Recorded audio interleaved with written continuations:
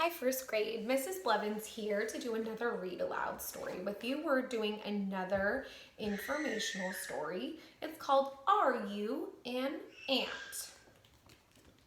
While we are reading this story, I want you to really focus on the illustrations, the pictures in the story, because the pictures are really going to give us a lot of information and teach us something.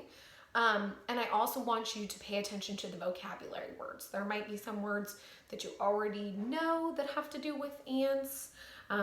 There might be some new words that you don't totally know. So I want you to kind of pay attention to what are those vocabulary terms that we're hearing and how do those relate to the ant.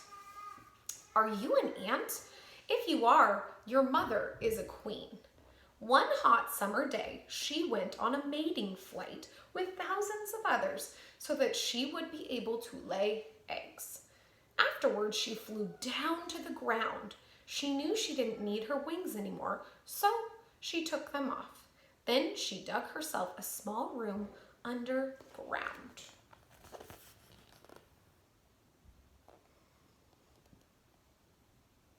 So as you can already tell, they're kind of telling it like a story, but pay attention that you are going to hear good information about ants.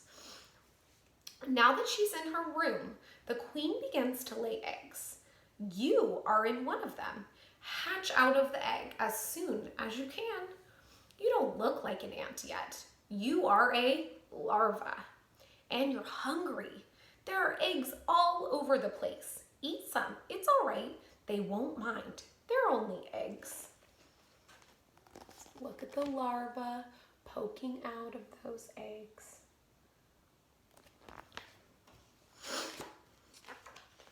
Soon you must change into a pupa. A pupa is a little like an egg, only bigger. When you're ready, break out. You look almost like an ant, but you're white and soft. Don't worry. Slowly, your skin will become hard and black, and you'll look perfect. There are a lot of others like you. You are one of a big family, and you are a worker. Look at that pupa coming out of the egg, and then I want you to look at the transformation. Those are some pretty cool images to kind of show us how that pupa is going to transition into an actual ant. Work hard to build a nest.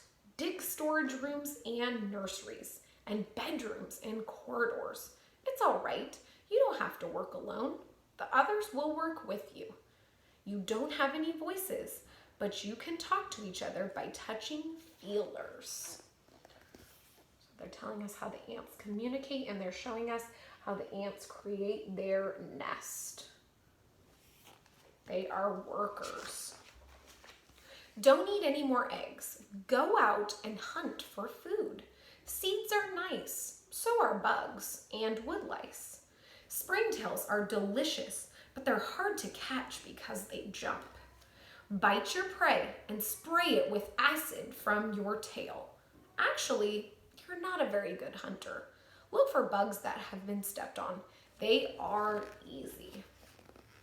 Telling us how the ants can catch their prey, but usually they just go for things that are more simple to find and eat.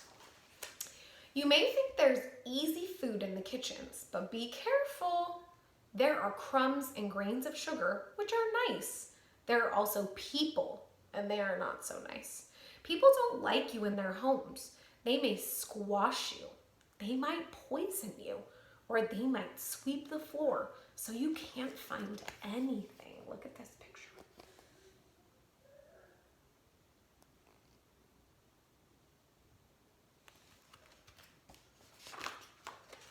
The best food is honeydew.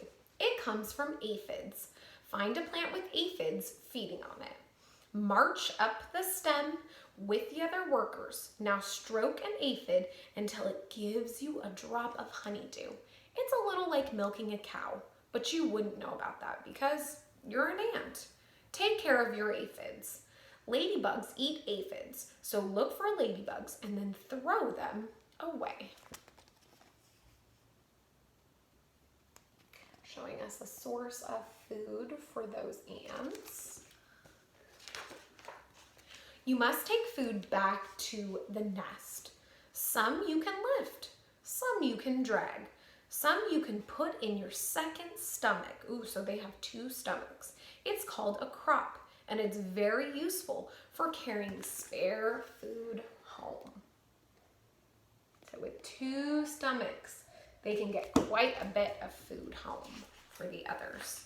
Back in the nest, there's plenty to do. Feed the queen, who is still laying eggs. Feed the larvae, who are still hatching from the eggs. Take care of the eggs and larvae. When it's cold, carry them deep into the nest where it's cozy. So if something is cozy, it's warm, it's comfortable, it feels nice. When the sun warms the ground, carry them up near the surface, near the top.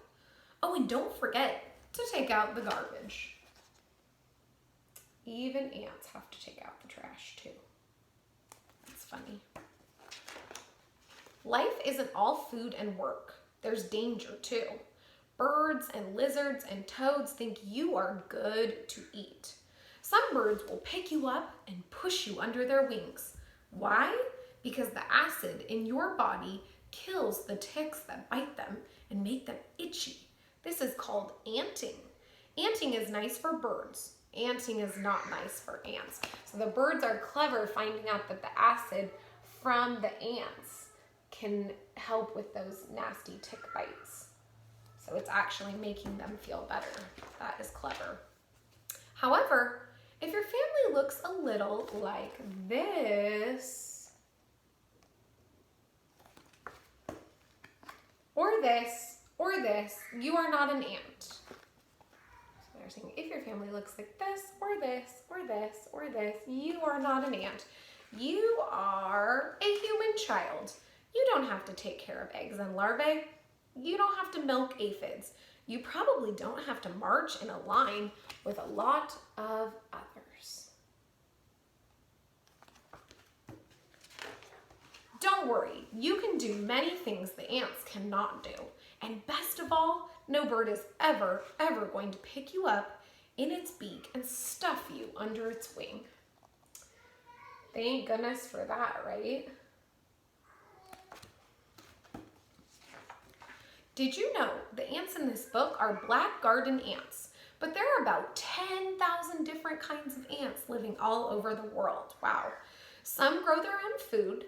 South American leafcutter ants carry pieces of leaves home and chew them up to make compost for their fungus gardens. Some are hunters. Thousands of African driver ants march in long columns, eating any animal in their path if it doesn't escape them in time. Some collect seeds and fruit and honeydew.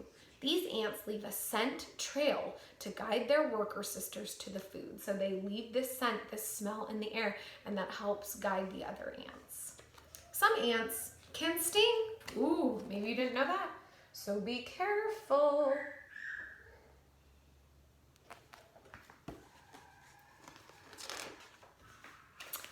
And that is the end of our story. Very cool. We learned a lot of good information about ants. So go ahead and move on to the questions and the writing portion now that we are done. Thanks, first grade.